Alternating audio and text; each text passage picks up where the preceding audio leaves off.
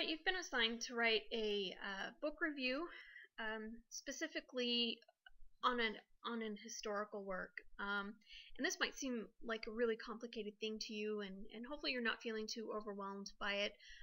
But really, it's not too terribly difficult once you understand what you're trying to accomplish. So the first thing you want to do when deciding what book you want to review is to decide precisely what it is that you're interested in. I think if you choose a book that covers a subject that you're interested in learning about, you're far more likely to be effective at writing this review. So for the purposes of this assignment, try to choose a book that you think is going to be interesting to you.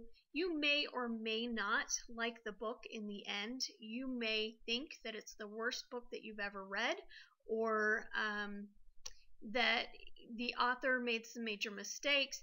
But nevertheless, if you're going into it with kind of a clear understanding of the history that the book is covering, then you're going to be more effective at writing the review. So again, try to choose something on a subject that interests you. Alright, so precisely what is a book review? It really is, try to think of it as a critique.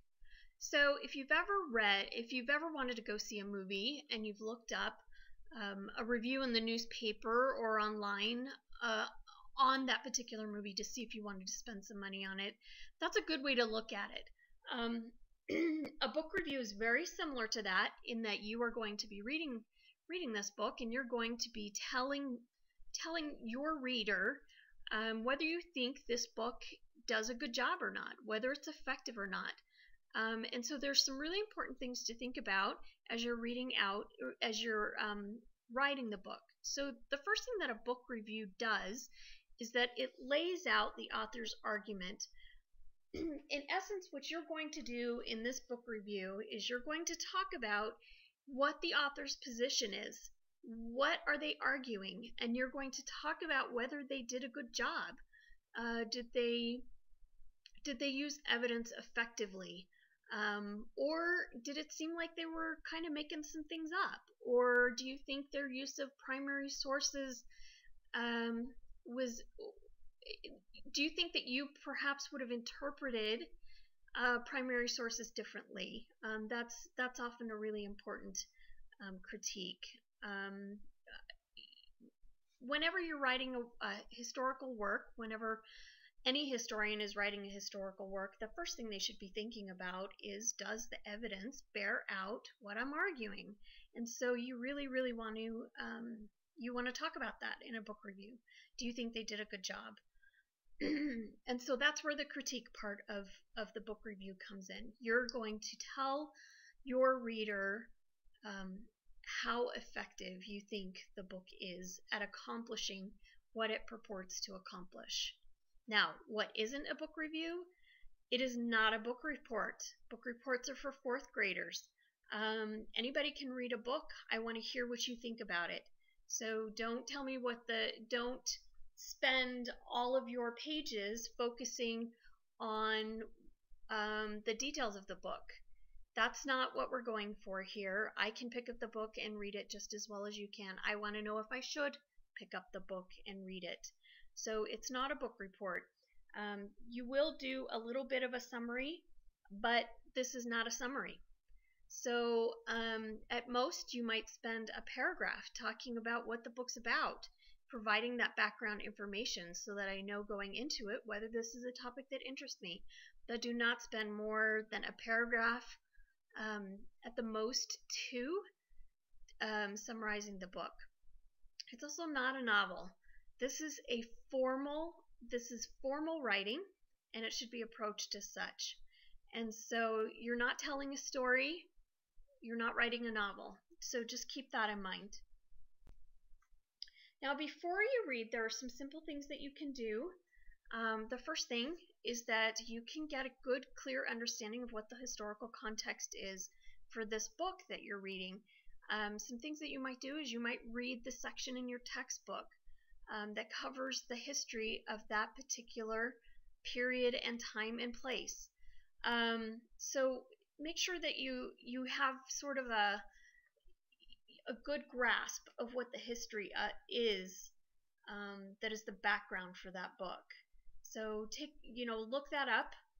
The author should say what, if he's not saying, then that's the number one problem that you can point out with the book, but the author should be saying precisely what era he's covering, what period, what topic, and so just brush up on the background of that topic before you try to write this book review, and even before you read the book. That would be really helpful.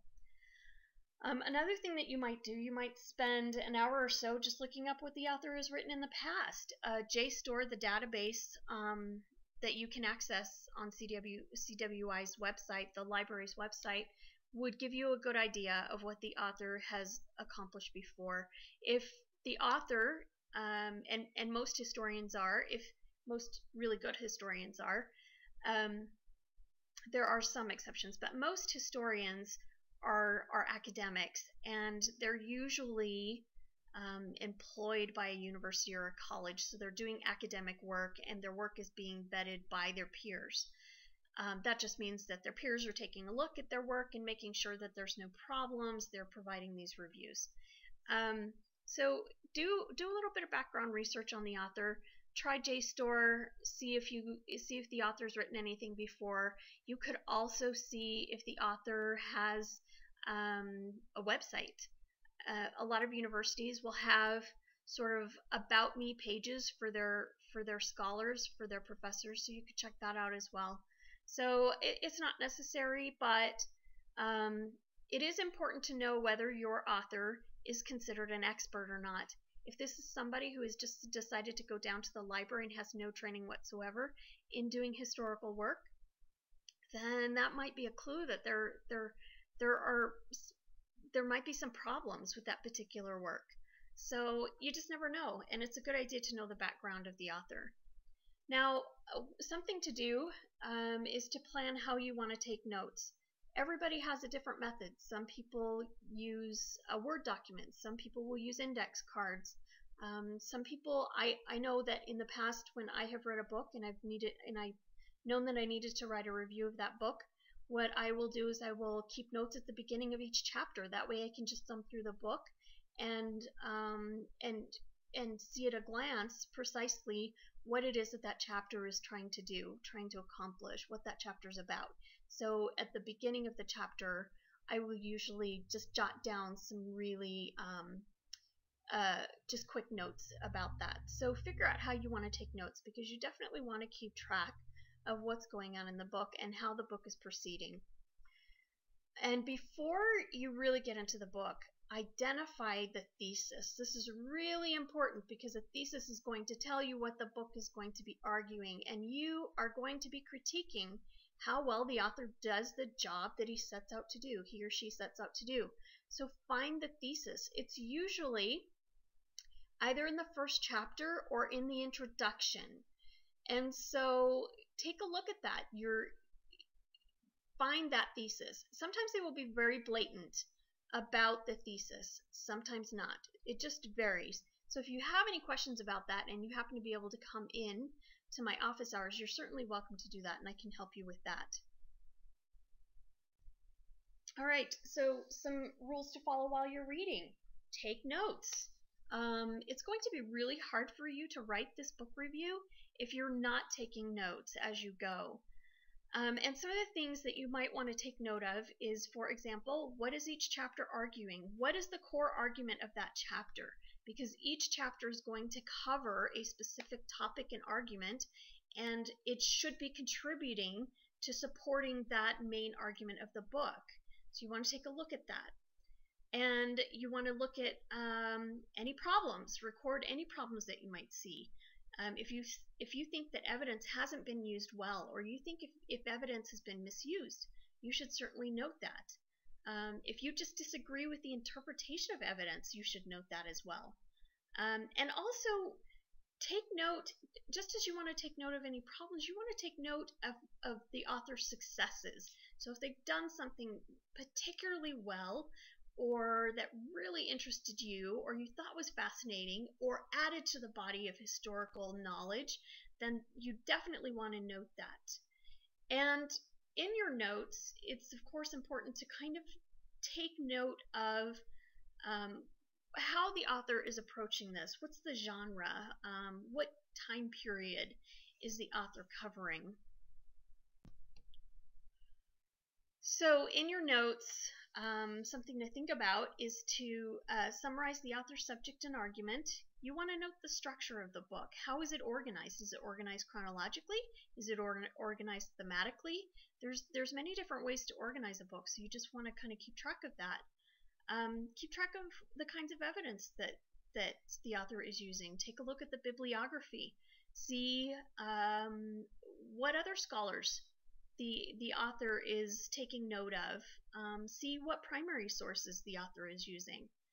And then, of course, in your notes, just keep track of how convincing you think the author is. Do you think they're doing a good job proving their argument? So now you're ready to write your paper.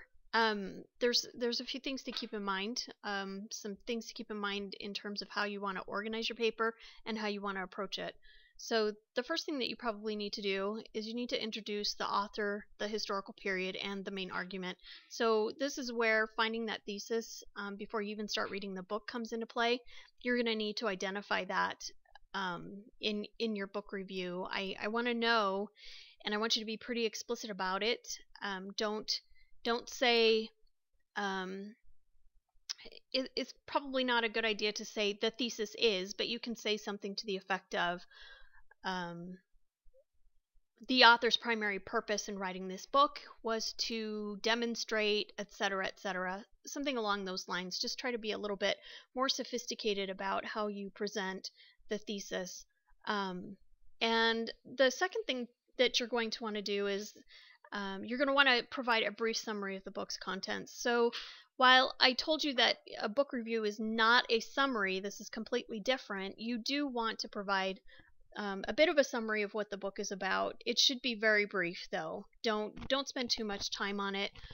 You can oftentimes provide a brief summary in just 2 or 3 sentences and give an overview of what what the book is arguing, what it's about, how it's organized, and any additional sub-arguments that the book might have. So maybe about a paragraph. Another thing that you want to do is you want to discuss the book's strengths and weaknesses. So it's important to identify what the book does well and what it doesn't do well, what maybe needs to be improved. And so pay attention to that. Make sure you address that. That's what a critique is about. You are identifying the strengths and weaknesses of that particular work. And in turn, you might want to try to maybe delve into whether the author has added something. Is he merely discussing history that has already been done before? If so, he's not really adding anything to the body of history. So try to figure out if maybe if that's one weakness. If he's really adding to the body of history, that's a great thing. That's what historians strive for. They're striving to add to historical work, to add to the dialogue. And the last thing you want to do, just as you have an introduction, you want to have a conclusion. And this part of your paper, it can be 1 paragraph, it can be more than 1 paragraph, but what you want to do is you want to discuss whether you agree or disagree with the author. This is the point where you get to express your opinion about how good the book is, and you can be fairly explicit about it. So if you hated the book, say why. Don't just say, oh, I really hated the book, this was a terrible book, but tell me why. What was it that you didn't like about it? And at the same time, if you really enjoyed the book, talk about why you enjoyed the book. What is it about the way that the author presented evidence that worked really well for you? Was this a topic that you were particularly interested in? Is this a topic that hasn't gotten a lot of attention and you think the author has done a fantastic job of sort of clearing that up, of adding to that body of evidence? And you want to make sure that you're pretty explicit about whether you think the author has achieved their stated goals. Have they met the goal of proving that thesis and using evidence effectively?